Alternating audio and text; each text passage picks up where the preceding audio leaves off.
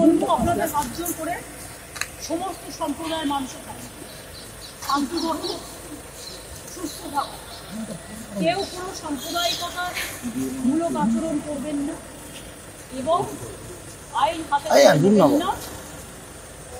যারা বিপদে পড়বে আমাদের ভাই বোনেরা, কারণ এখন অনেকে আছে, আমরা সেটা গভর্নমেন্ট অফ ইন্ডিয়া এবং গভর্নমেন্ট অফ বাংলাদেশ সেটা দেখে রাখি। গভর্নমেন্ট অফ ইন্ডিয়া যেভাবে বলবে আমরা সেভাবেই করব।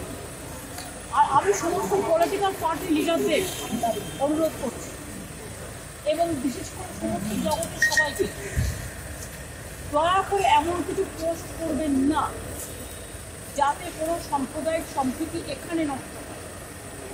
এবং সব দলের নেতারাই তাদের বলবো এটা দেশের ওপর ছেড়ে দিন, দেশে আমাদের সরকার আছে তাদের ওপর ছেড়ে দিন। আপনারা নিজেরা এমন কোনো কমেন্ট করবেন না যাতে কোনো হিংসা বা প্ররোচনা সৃষ্টি হতে পারে। সকলেই আমাদের ভাই বোন এটা মনে রাখবেন, বাংলাদেশের যে ঘটনা সেই ঘটনাতে আমরা সবাই উদ্বিগ্ন,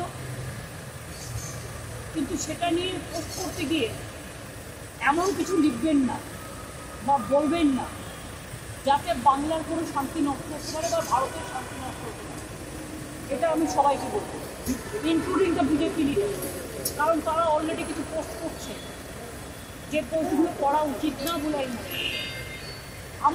আমি আমাদের নেতাদেরও বলবো কেউ কোনো পোস্টে যাবে। সুতরাং আমি আপনাদেরও বলবো এবং সমাজ জগৎকেও বলবো শান্তি রক্ষার স্বার্থে আসুন। ইন্ডিয়া একটা কান্ট্রি, বাংলাদেশও একটা কান্ট্রি, কিন্তু পাশে যদি রাজ্যে কিছু হয়, আমার প্রতিবেশী কিছু হয়, তার একটা প্রভাব পাশের রাজ্যে পড়ে।